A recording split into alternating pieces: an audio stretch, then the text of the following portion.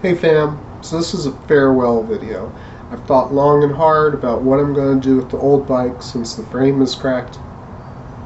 I'm going to rebuild her.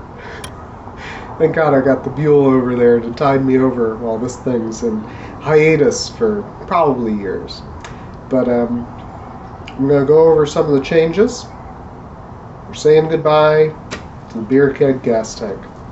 It was always a temporary thing. I was shocked how I got so much love for it. I thought I'd only get hate for it, and I did get that, but I mostly got love for it. So it's got a special place in my heart. I'm going to enjoy that my boys, when they fight over this thing when I die, that they'll get to see this formation and know that this was here.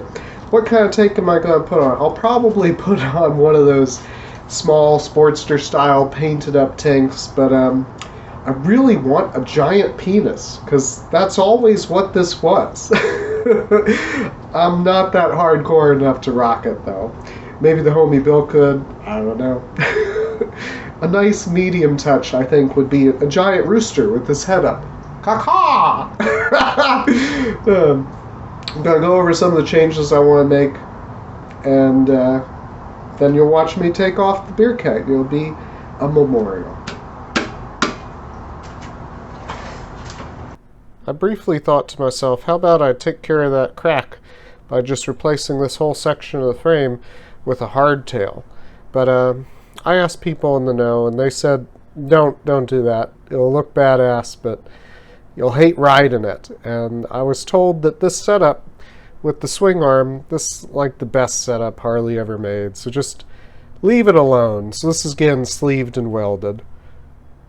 One thing I never really loved about this bike was the oil tank. I really like the oil tanks. They're slanted slightly, so they look, this is flat the whole way around, but the ones that are slanted more, they look flat on the bottom and slanted on the top. I really like that look. You can put a battery in it, but the advantage of having a kickstart only belt setup is I won't need to house the battery in the oil tank, so I can put one of those small circular oil tanks in there, really show off the transmission. I think that's what I'll do.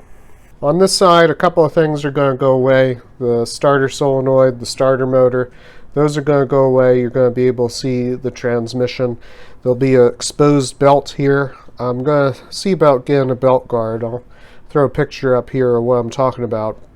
I think it'll fit an Evo because they fit a shovel, and the shovel head primary fit the Evo, so it ought to work, but who knows? That part's kind of expensive though. So this is a ratchet top 4-speed, and the ratchet tops, that was how Harley used to do it, and then they had cow pie tops for a long time. This is what makes the bike special. Everything else on the bike, but the ratchet top, that's cool. So there's the speed sensor coming out of it, and this guy can't quite make it past the ratchet top. The whole top of the transmission has to crack open and come out before I can take that out and put a plug there. But I'm not going to need this wire because the speedo's going away. Now this horn is here, and I never use the horn. I always just rev the motor. But there's a broken fin. Let's see, where is it? Right here.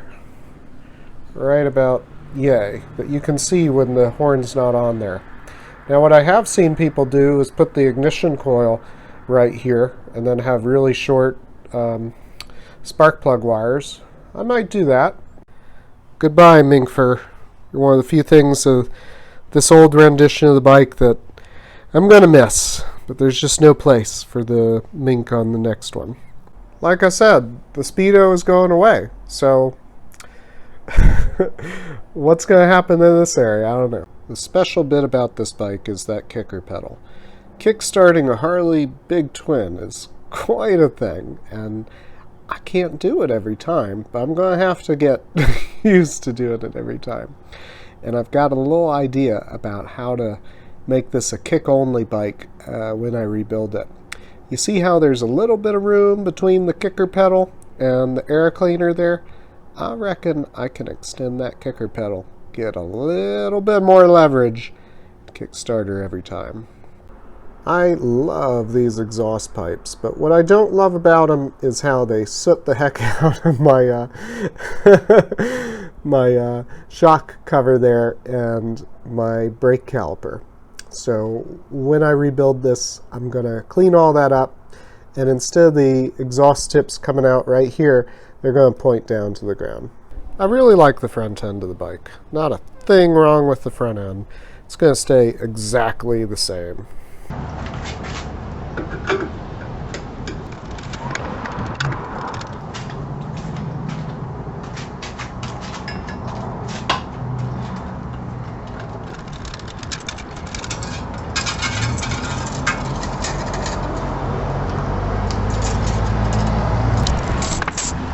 There she is, fam.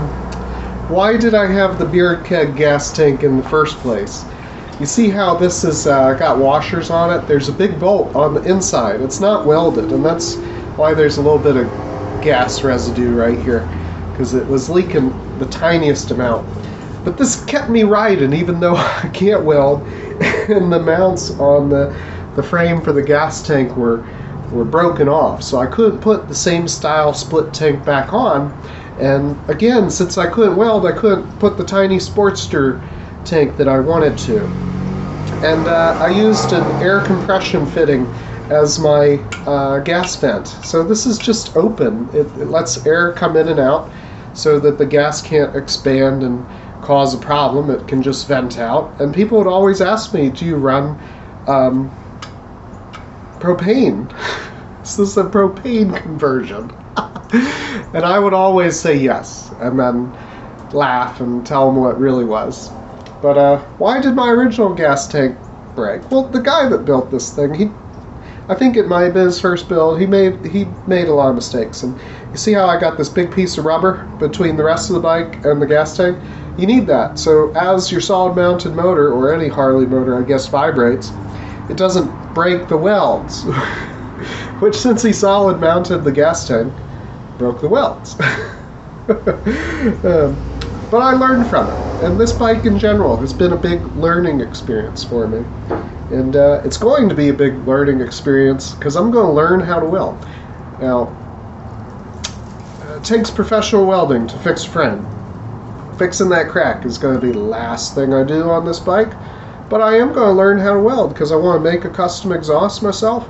I want to put the brackets on for the gas tank and the new oil tank, and just have a new skill that I can share with my children, because I feel like education is not the way for the future. I feel like skill is. Having a trade. And if I can teach all my sons and my daughter to weld, and one of them makes a career out of it and does good enough for them, maybe when I'm old fogey, can't take care of myself, they'll have enough that they can take care of me too. Yeah.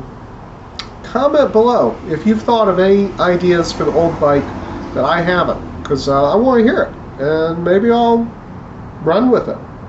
Peace.